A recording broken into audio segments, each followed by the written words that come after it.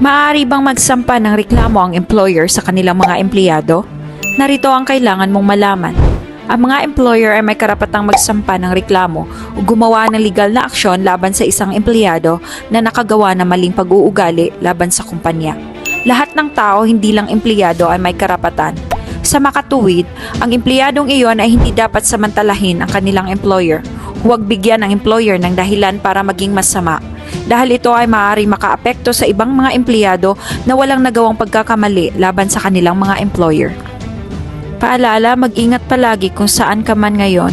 Habang nabubuhay tayo ay may kaakibat na problema.